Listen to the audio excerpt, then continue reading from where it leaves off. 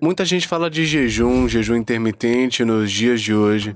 É diferente para homens e mulheres sobre formas de jejum e de queimar gordura, ou é igual para ambos?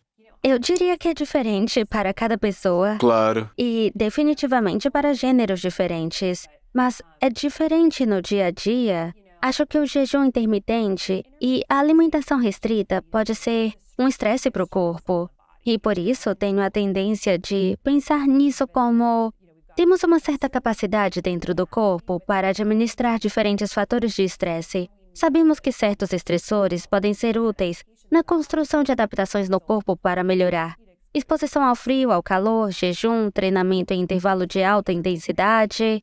Mas também há estressores em nossa vida que talvez estejam fora do nosso controle, como estresse no trabalho, familiar ou coisas assim. E não queremos sobrecarregar o corpo. Certo. E se uma mulher está potencialmente em uma parte do seu ciclo, por exemplo, Claro. onde seu corpo já está bastante atribulado, Você não o faria, você então? não faria. E num dia em que não tenho tanto sono, num dia em que eu posso estar num grande podcast ou algo assim como hoje, Você não tá fazendo provavelmente não jejum. vou, mas vou pensar bem na comida, porque você não quer comer uma grande refeição e depois se esforçar, né? Nesse Certo. tempo que você vai atuar. Então é mais manter as coisas estáveis e não ser altamente flutuante. E por isso eu penso mais nisso dessa maneira. Acho que o jejum é ótimo se você tem bons recursos para dormir, com resiliência psicológica, não colocando o seu corpo sob intenso estresse físico durante esse tempo. Eu tenho a tendência de fazer mais 2 treinos de zona, baixa intensidade no jejum, para não acrescentar muito estresse. Estressar Em o última corpo. análise, o excesso de estresse pode levar ao colapso. E assim, é bom trazer isso para pensar num quadro holístico. Se você estressar demais o corpo, o açúcar no sangue sobe, ou o que é que isso faz? O que é que faz o açúcar subir no corpo?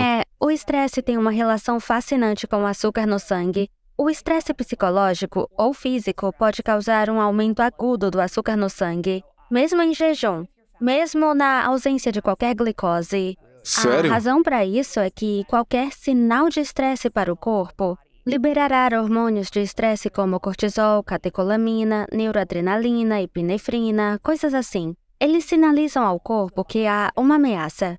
O corpo tem dificuldade de interpretar a diferença da ameaça física e psicológica e vai produzir os mesmos hormônios de estresse. Então, se há um evento que acontece na vida, vamos dizer que algo que a gente testemunhou, que vimos, que ouvimos, pensamos em uma coisa que causa o hormônio do estresse que vai para o corpo. É o que Sim. você disse? Existe um pensamento que é associado com um evento de estresse ou pensamento estressante, então isso faz com que o hormônio do estresse Isso. entre no corpo. Ele percorre todo o corpo, vai até o coração. O que é que acontece?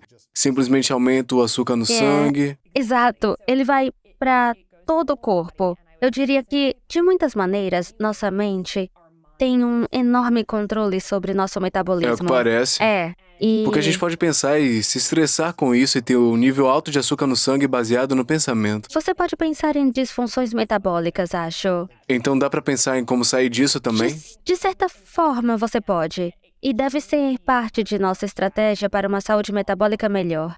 A maneira como funciona é que esses hormônios do estresse viajam pelo corpo todo e aí dizem ao fígado: nós temos uma ameaça, há um leão nos perseguindo, temos que correr, precisamos de combustível para os músculos, precisamos fugir, é lutar ou fugir.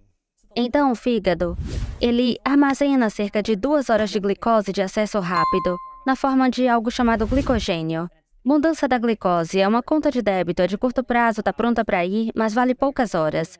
Você tem glicose em circulação e glicose Armazenado no fígado o tempo todo? O tempo todo, sim. A menos que você queime por essas 2 horas, Exato, então... esgota seu glicogênio hepático. Esse hormônio diz esqueça. Então você inunda a corrente sanguínea com açúcar no sangue para alimentar os músculos. Se você fizer um treino de alta intensidade e chegar a 90% do seu VO2 máximo em 5 segundos, é um sinal de estresse. Mas você vai usar essa glicose. Seu corpo está, na verdade, vai ter esse pico muito rápido. E é fascinante ver um monitor contínuo de glicose. Vou fazer um exercício de sprint ou de crossfit e é como se, em 2 minutos, minha glicose sobe e parece um pico de comida, mas são os músculos que estão usando. O mais legal do músculo é que é um dos únicos tipos celulares que não precisa de insulina para absorver glicose. Ele pode absorver na contração. Não é como se ele se alimentasse desse caminho de resistência à insulina, como falamos. É um lavatório para essa glicose. Há uma combinação de uso de suprimentos, o que é bom. Mas quando você pensa num estresse psicológico, está sentado na cadeira, no seu computador, recebe um E e-mail você reage a estressante. isso. Seu corpo tem esse pico e você Não é não se loucura? move. Não é louco isso? Sim, você não usa os músculos, só está sentado, causando danos. E pensa, estamos fazendo isso 100 vezes por dia em nossa vida Ou normal. ruminando algo do passado, enfatizando algo do futuro também, reagindo a notícias, o que seja. Então, quanto do aspecto psicológico está relacionado à doença em nossa vida versus apenas a comida, sem a questão psicológica envolvida? Eu acho que é tão multifatorial. Eu sempre digo, acho que a comida é a base. O alimento é a essência. O alimento é o que constrói fisicamente o nosso corpo. E também é a informação molecular que diz ao nosso corpo como funcionar. Comemos cerca de 1 tonelada métrica de alimentos por ano. 2 a 3 quilos por dia. Esta é apenas a informação química direta que constrói nosso corpo e diz o que fazer.